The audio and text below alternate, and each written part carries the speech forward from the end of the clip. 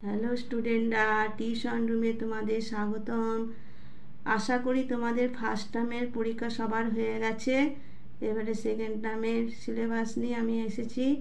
পড়াবো তোমাদের নবম শ্রেণীর বাংলার নব সৃষ্টি। এর লেখক হচ্ছে সৈয়দ মুস্তাফা আলী। আজকে আমি তোমাদের 3 নম্বর প্রশ্ন দেবো। আগের ভিডিওতে 1 নম্বরের প্রশ্ন নিয়ে আলোচনা করেছি। যারা দেখোনি তারা ডেসক্রিপশন দেওয়া লিঙ্কে বা প্লে লিস্টে দেখে নেবে। আজ আমি 3 নম্বরের প্রশ্ন দেব। আর চ্যানেলটি ভালো লাগলে প্লিজ একটা সাবস্ক্রাইব করে দেবে, শেয়ার করে দেবে যাতে তোমাদের বন্ধুরা দেখার সুযোগ পায়, আর একটা লাইক দিতে ভুলবে না, কেমন? আর ভিডিওটা প্রথম থেকে শেষ পর্যন্ত দেখবে, নাহলে স্কিপ করে করে দেখবে না, তাহলে ইম্পর্টেন্ট প্রশ্নগুলো মিস করে যায়। আমি খুব একটা প্রশ্ন দিইনি, বেছে বেছে দিয়েছি 3 নম্বরের প্রশ্ন। দেখো, পড়াতে আসা যাক। 1 নম্বর দেখো, সংস্কৃত ভাষা আত্মনির্ভরশীল। কেন সংস্কৃত ভাষা সম্পর্কে একথা বলা হয়েছে?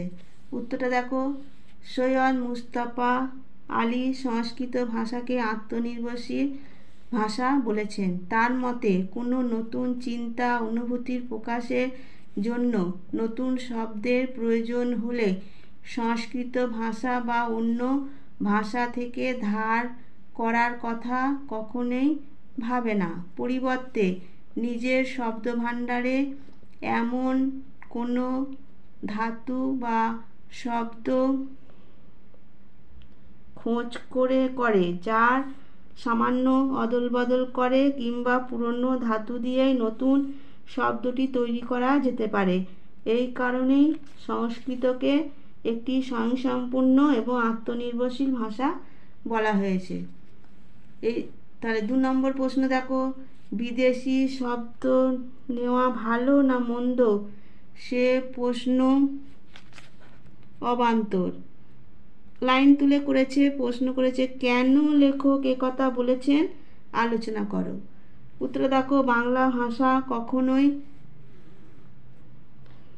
আত্মনির্ভরশীল নয়। পাঠান ও মুঘল যুগে আইন আদালত ইত্যাদি প্রসঙ্গে প্রচুর আরবি ও ফার্সি শব্দ গ্রহণ করা হয়েছে। পরবর্তী যুগে ইংরেজি ভাষা থেকে এই শব্দ নেওয়া হয়েছে।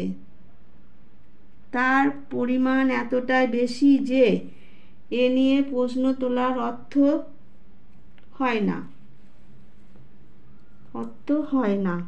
লেখকের মতে শিক্ষার মাধ্যমরূপে ইংরেজিকেই বর্জন করে বাংলা গ্রহণ করার পথে এই প্রবণতা আরও বাড়বে। ফলে বিদেশি শব্দের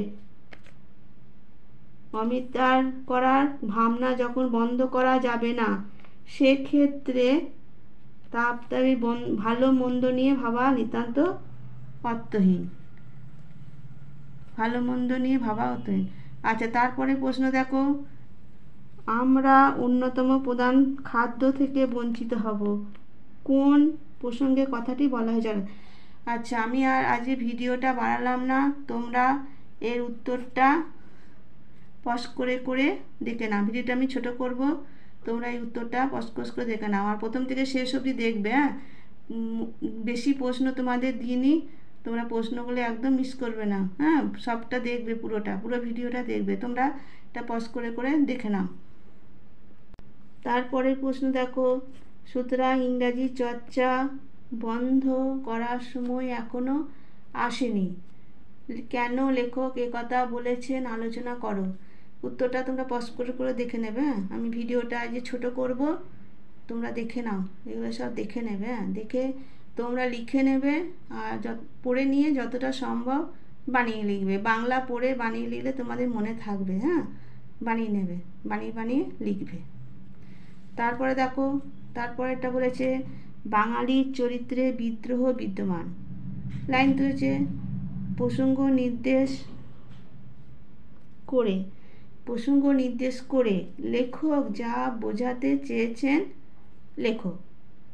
উত্তরটা তোমরা পজ করে করে দেখে নাও। আমি আজ ভিডিওটা বাড়াবো না, তোমরা দেখে নেবে। আর যে কটা প্রশ্ন দেবো সবই ইম্পর্টেন্ট, আমি বেছে বেছে দিয়েছি, এ কটাই করবে। প্রচুর সিলেবাস, সমস্ত তো পড়তে হবে, সব কটা থেকে সব সাজেশন থেকে পড়তে গেলে তোমাদের বেছে বেছেই করতে হবে। সেই অনুযায়ী আমি তোমাদের কয়েকটা প্রশ্ন দিয়েছি, তোমরা করবে এই প্রশ্ন কটা, দেখবে কমন পেয়ে যাবে। তারপরে দেখো, এই বিদ্রোহ বাঙালি হিন্দুর ভিতরই সীমাবদ্ধ নয়, মন্তব্যটির ব্যাখ্যা করো। উত্তরটা তোমরা দেখে নাও, পাস করে দেখে নেবে। হ্যাঁ, উত্তরটা এই প্রশ্ন কটা তোমরা করবে, দেখবে কমন পেয়ে যাবে। আর সিলেবাস প্রচুর আছে, সব করা সম্ভব নয়, সেই জন্য আমি 3 নম্বরের প্রশ্ন দিয়েছি আর 1 নম্বরের প্রশ্ন দিয়েছি। তোমরা ডেসক্রিপশন দেওয়া লিঙ্কে দেখে নেবে বা প্লে লিস্টে দেখে নেবে। হ্যাঁ, 1 নম্বরের প্রশ্ন দিয়ে দিয়েছি আমি। আচ্ছা ঠিক আছে, প্রশ্নগুলো তোমরা করে নিও, খাতায় লিখে নিও, আর যতটা সম্ভব বানিয়ে বানিয়ে লেখার চেষ্টা করবে। হ্যাঁ, আর ভালো